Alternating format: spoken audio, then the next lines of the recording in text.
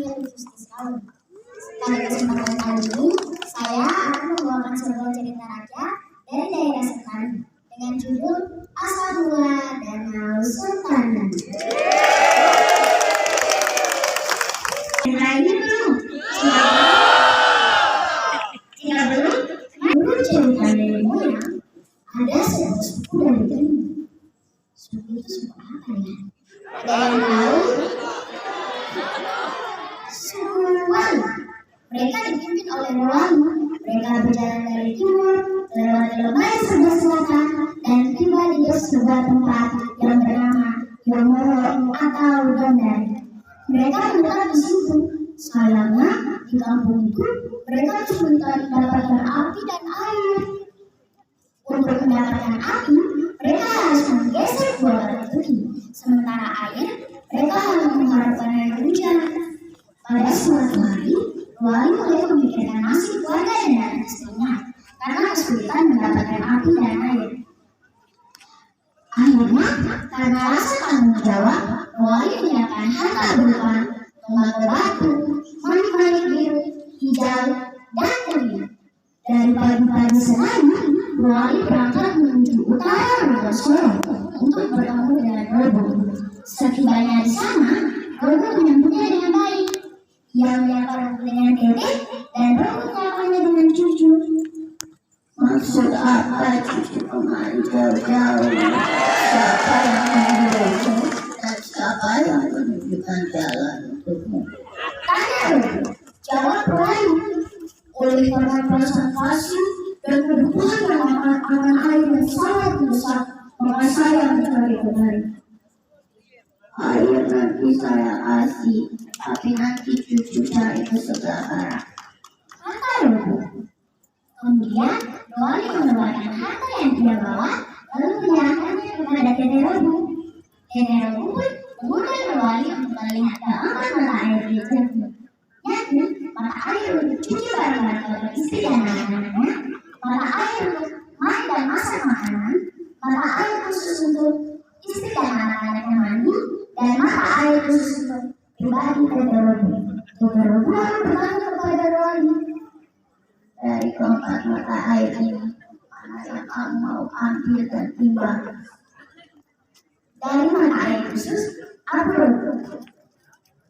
Baik, besok pagi-pagi kamu boleh ambil dan bawa.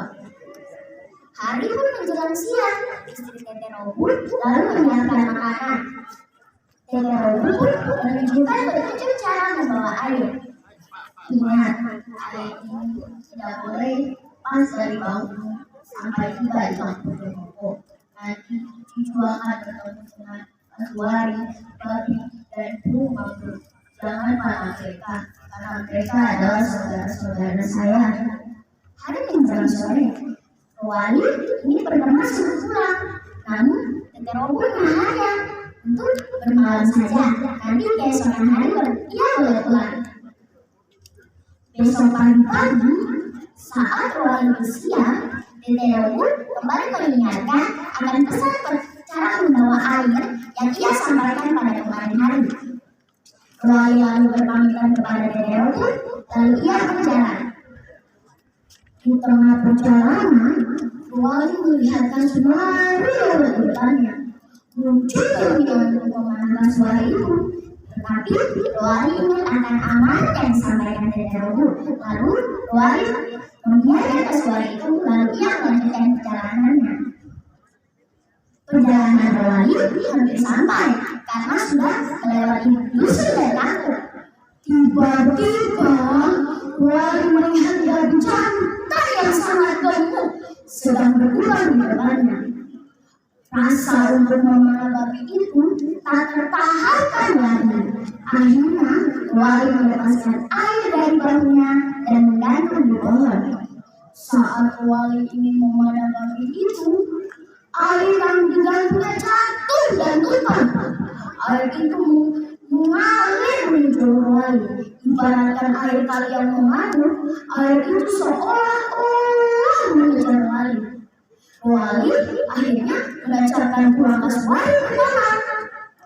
Teman-teman tahu, air itu sempat berputar di lubang kaca pada pulang kasuari. Melihat keadaan itu pun, Wali mengajarkan pulang kasuari beberapa kali lagi ke tanah. Hingga akhirnya dilakukan kembali hingga ia dapat selamat dari amukan alus itu. Akhirnya perjalanan Wali hampir sampai di dekat kampungnya Momo. Namun tetap diikuti oleh arus air itu. Air itu mengalir semakin deras hingga akhirnya menggenangi kampungnya Momo dan sekitarnya. Air itulah yang kemudian menjadi apa ya? Bapak Ibu itu ada yang tahu tidak? Ya, betul sekali. Danau Sentani. Demikian cerita yang saya bawakan. Adapun pesan moral dari cerita ini yaitu yang pertama, kita harus rela berkorban demi kepentingan bersama. Yang kedua, kita harus taat dan patuh akan perintah orang tua. Terima kasih. Selamat merayakan kemerdekaan Indonesia.